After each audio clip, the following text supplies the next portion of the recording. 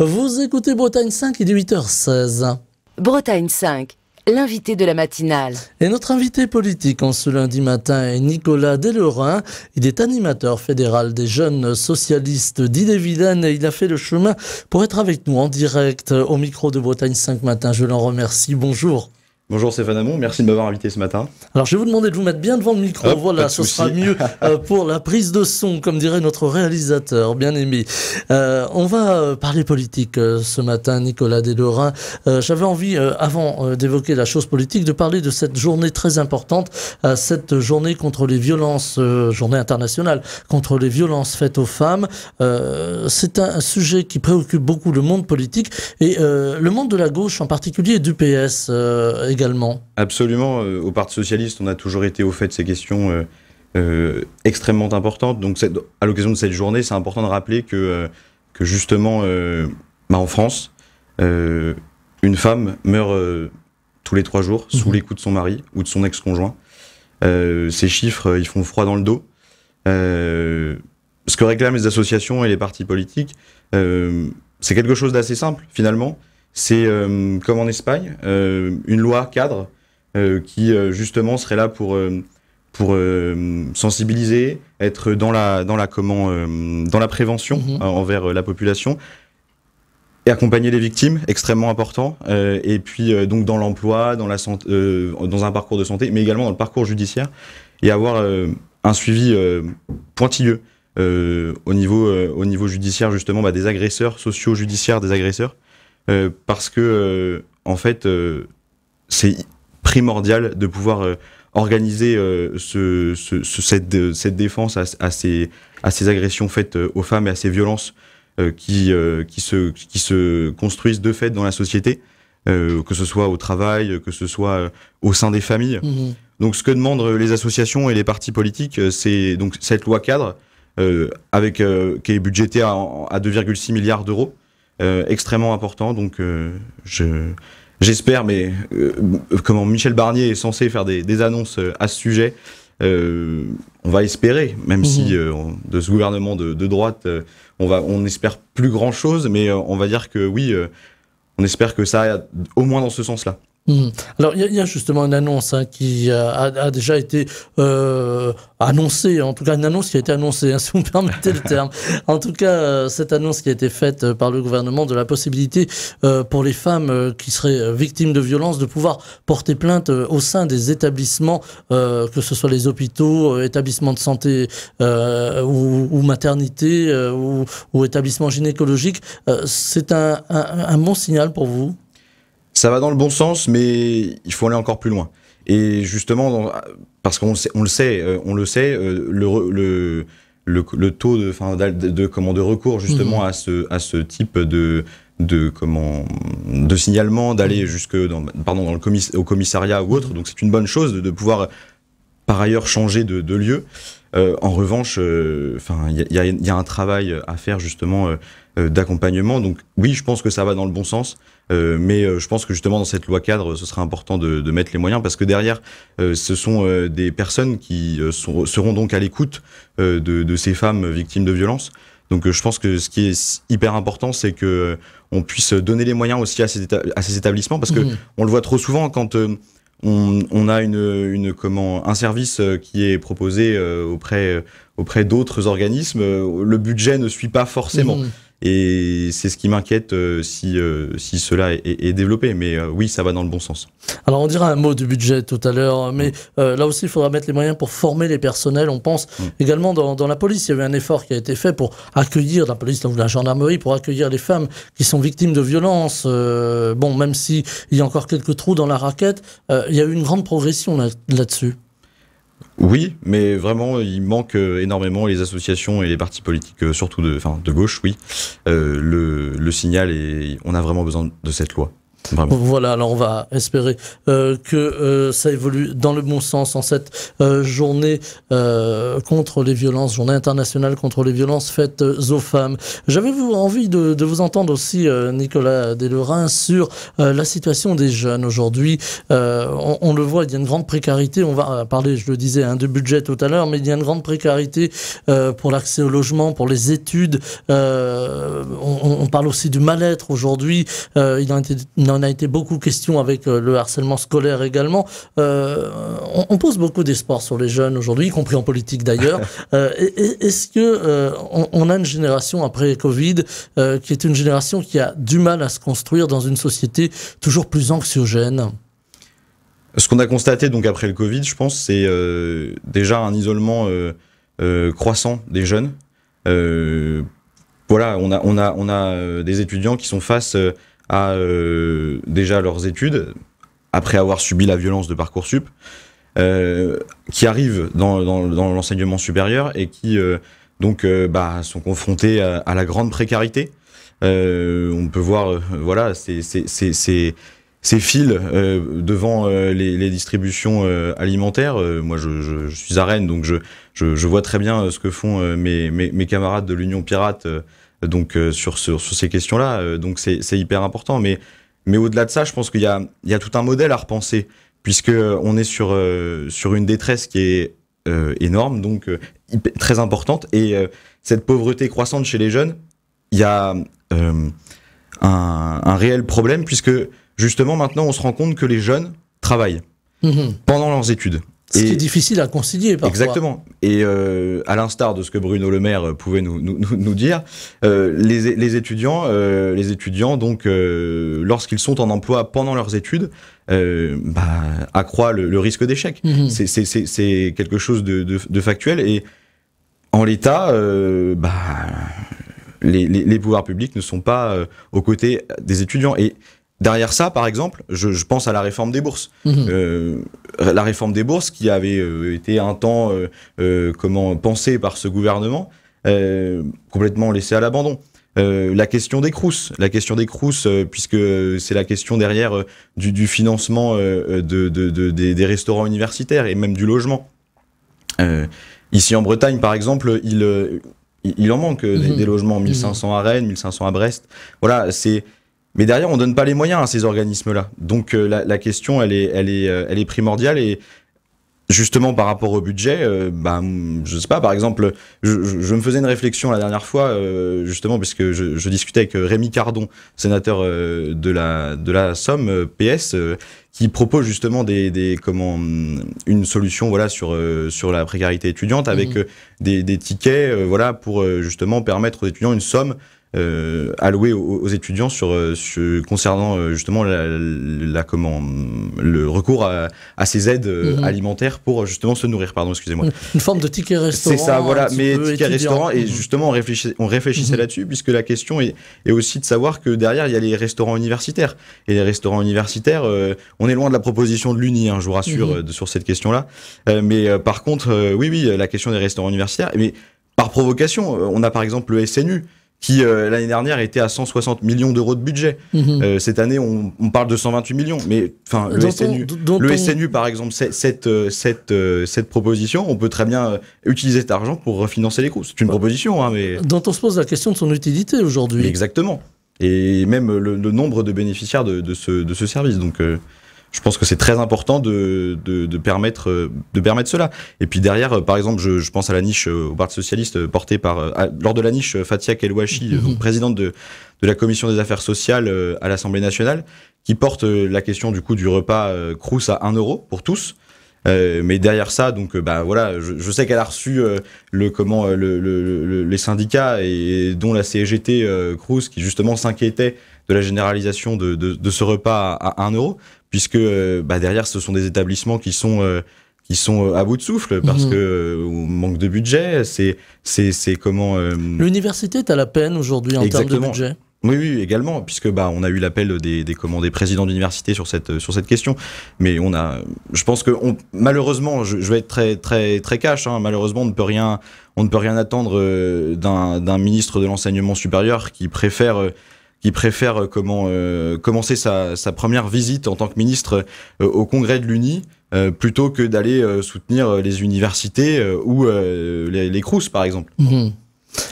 Il y a aussi les Français, plus largement, qui se plaignent de ne pas arriver à boucler leur fin de mois, d'avoir des difficultés parfois à se déplacer ou encore à se loger. Là aussi, c'est le cas en Bretagne. On entend beaucoup parler des difficultés de logement. Mais il y a le problème du portefeuille. Et ça, c'est du réel. Chaque jour, les Français, comme je le dis, n'arrivent pas à boucler leur fin de mois, n'arrivent pas à payer parfois leur énergie.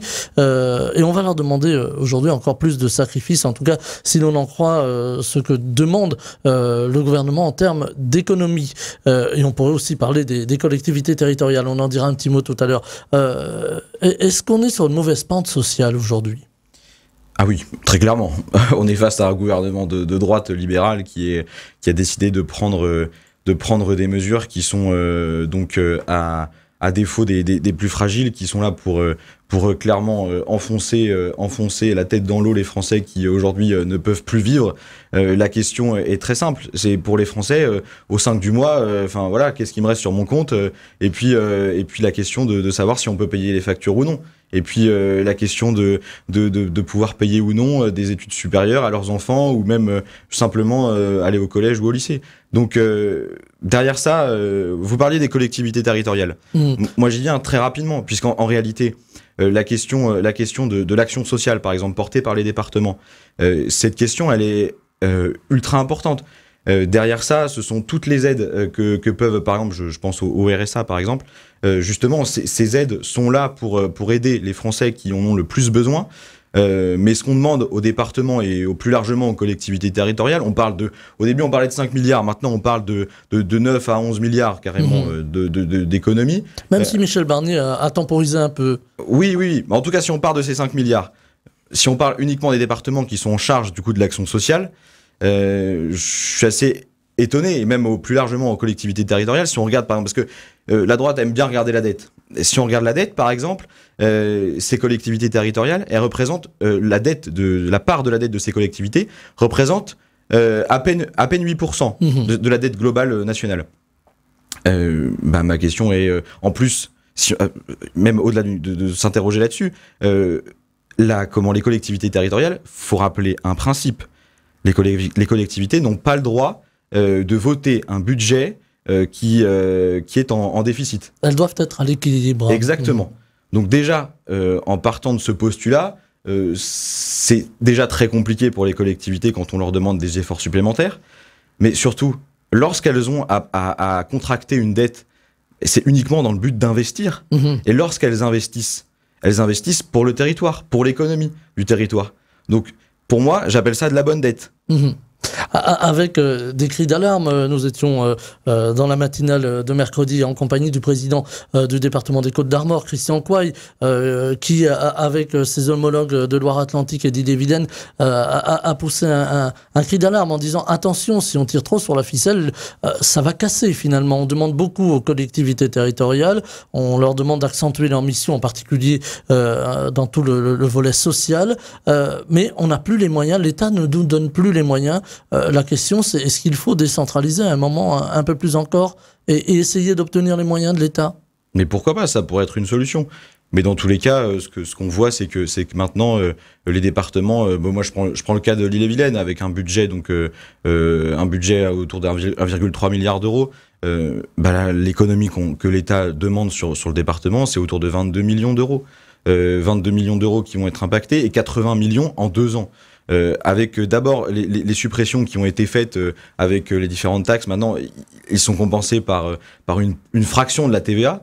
Je trouve que c'est dommage de demander ça à ces collectivités-là en particulier, en charge, je le répète, de l'action sociale, donc des plus précaires. Donc derrière, on atteint les personnes qui en ont le plus besoin. Puisqu'on l'a constaté, il y a une hausse, par exemple, du nombre de bénéficiaires de l'APA qui concerne les personnes âgées dépendantes. Donc, il y a une hausse déjà de cette demande. Et on leur demande de réduire leurs dépenses. Mais il y a un moment, il y a quelque chose de pas logique là-dedans. Avec une population qui vieillit finalement. Exactement, qui vieillit davantage. Et donc, il y a un moment, il va juste falloir se rendre compte que il y a d'autres solutions. Et les autres solutions, c'est pas des annonces fumeuses comme on a pu avoir sur la taxation des revenus les plus importants. La taxation des revenus les plus importants pour une personne célibataire, il prévoyait, c'était 500 000 euros, qu'une personne gagne 500 000 euros par an.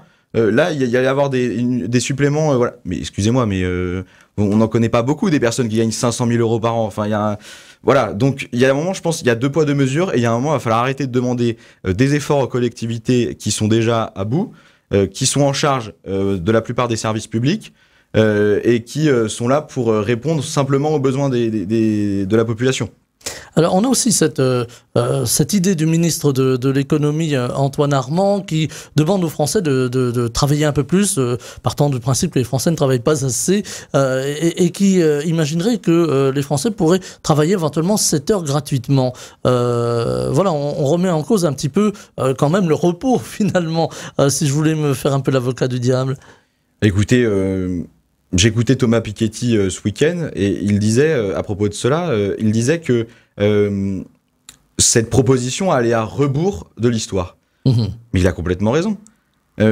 L'idée, là, de nous faire travailler 7 heures gratuites supplémentaires, donc avec l'aide de la droite sénatoriale, évidemment, depuis l'Alliance, mais en tout cas, cette idée sortie du chapeau, encore une fois, et qui n'était même pas donc dans le budget présenté, parce que c'est indécent. C'est indécent. Comment peut-on demander aux Français qui sont, excusez-moi du terme, déjà dans la merde, de continuer en plus à travailler gratuitement? Mais on marche sur la tête, hein, vraiment, c'est vraiment pas possible. On parle aussi de cet hiver social qui va être difficile. On a entendu les semaines passées des fermetures d'entreprises. C'est le cas de Michelin à Vannes, par exemple, et à Cholet également pour le Grand Ouest, à Vannes pour la Bretagne, et puis d'autres sociétés peut-être un peu moins connues qui ont des difficultés. On pense aussi au coq sportif. On en a un peu parlé dans la presse, qui est en redressement judiciaire. On a l'impression que beaucoup d'entreprises se retrouvent dans la difficulté, avec beaucoup de plans sociaux annoncés. Le ministre de l'économie l'a dit lui-même, ça va être assez difficile. Le ministre du Travail a se renchéri également en disant voilà, on peut avoir aujourd'hui une destruction de plus de 150 000 postes en France. Est-ce que ça ajoute une forme de tension sociale, une forme de désespérance sociale? Ah, mais complètement. Et puis, derrière cela, on voit bien que il y a une logique qui est assez paradoxale, puisque, alors on se déplore du fait qu'il y ait des plans de licenciement, des gens qui vont se retrouver au chômage, voilà, de façon conséquente. Mais derrière ça, est-ce qu'il y a des mesures qui sont apportées? On parlait de la taxation, par exemple, des super profits. Au Parti socialiste, c'est quelque chose qu'on porte. La taxation des super profits. Je pense que dans le pays, il y a un problème de redistribution des richesses.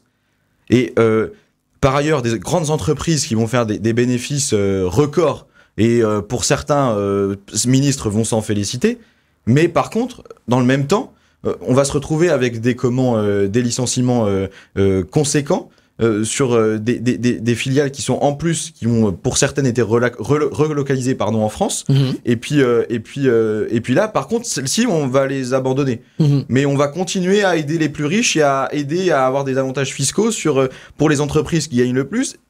Ne pas taxer également sur la question de l'actionnariat. Voilà, il y a un moment, je pense qu'il y a des mesures qui sont possibles à mettre en place, mais il s'agit de choix politiques en fait. On a un gouvernement de droite, voilà, faut s'en rendre compte. Il y a des mesures fiscales possibles. On sait qu'il y a des entreprises qui ne paient pas d'impôts en France, ou très peu finalement. Elles se sont installées, en tout cas leur siège social, dans des pays, on pense à l'Irlande, hein, d'ailleurs, sans méchanceté pour nos voisins irlandais, mais voilà, qui ont des avantages fiscaux. Est-ce qu'il faut, à l'échelle européenne, peser pour revoir ces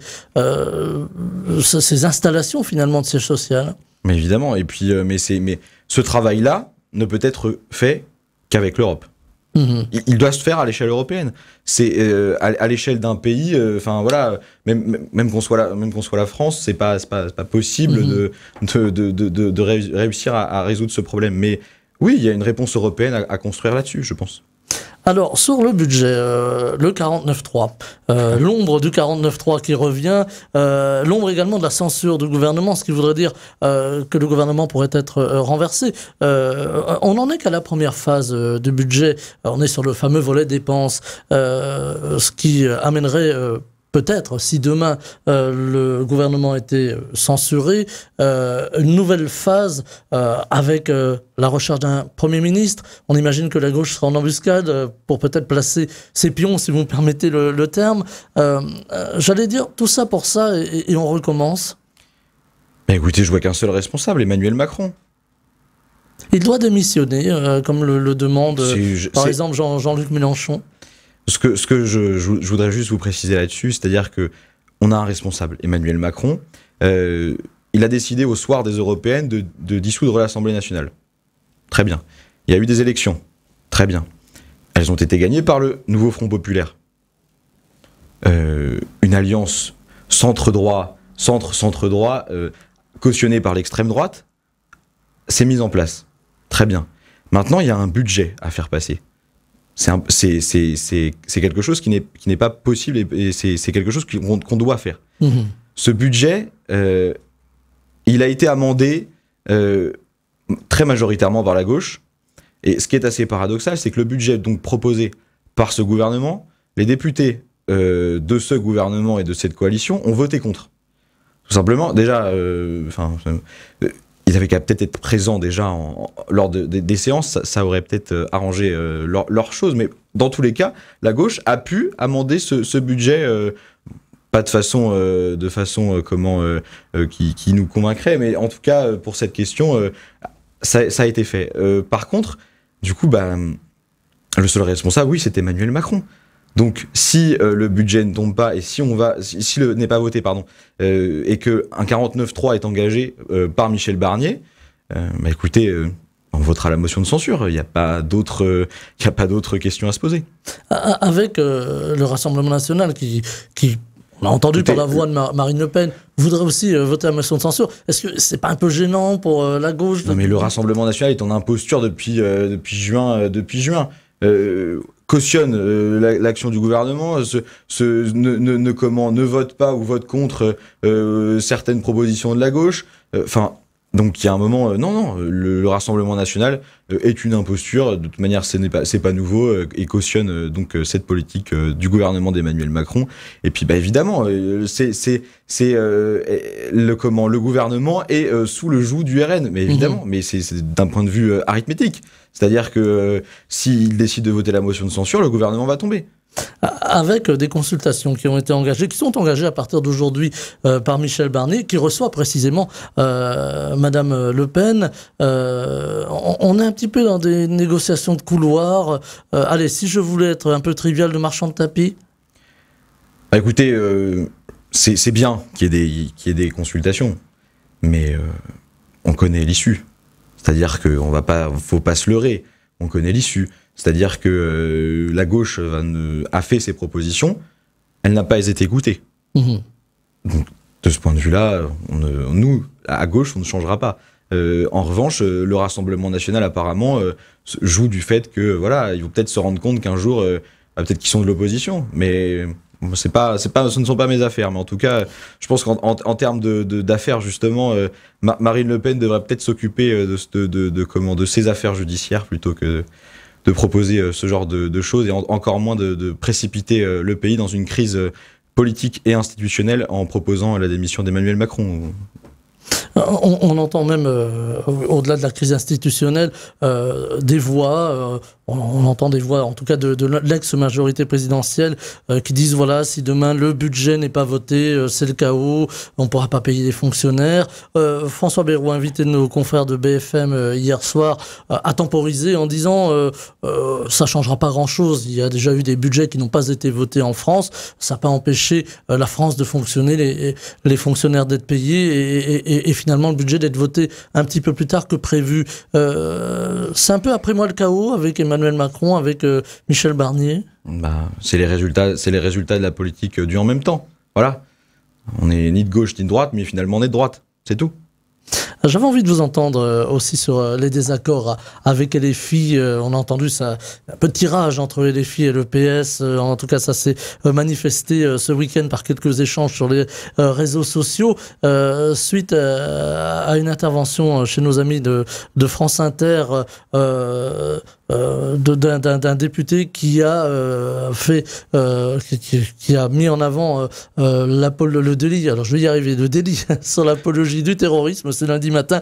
Donc ce délit qui pourrait être abrogé, en tout cas LFI demande son abrogation. Le PS n'est pas tout à fait d'accord. Ah bah on est contre la suppression de ce délit, tout simplement, très clair. En revanche, je ne vais pas ajouter de la polémique à la polémique. Alors c'est Boris Vallaud qui était l'invité de nos confrères de France Inter, voilà, pardonnez-moi. Mais je ne vais pas ajouter de la polémique à la polémique, mais ce que je pense, c'est que ce délit donc, résultant de cette loi de 2014, il a très certainement eu des fois où il y avait des abus, voilà, peut-être... mais dans tous les cas, c'est pas comme ça une mesure. Je regrette vraiment ce choix de la polémique qui pour moi était inutile. On est dans un moment où la gauche doit être forte, doit être unie, et c'est regrettable. C'est vraiment regrettable. Ce n'était pas le moment, et en plus, je pense que il y avait d'autres voies. Il y avait d'autres voies, celle d'un compromis politique. Il est possible peut-être de se pencher sur cette question-là, mais en tout cas, on est de l'ordre de la polémique qui est inutile, vraiment. Qui serait dommageable à gauche. Absolument, elle l'est. Et on l'a bien vu, puisque on préfère s'écharper sur X là-dessus ce week-end plutôt que de parler des vrais sujets que sont la grande pauvreté et puis justement cette question de budget qui justement s'assoit sur cette grande pauvreté. Un tout dernier mot, il nous reste 2 petites minutes. On est en approche du congrès du Parti Socialiste en 2025, ça va venir très vite. Olivier Faure est assez contesté dans les rangs du PS aujourd'hui. Il faut tourner la page, là je suis un peu provocant, il faut tourner la page où là encore il y a beaucoup de discussions à avoir.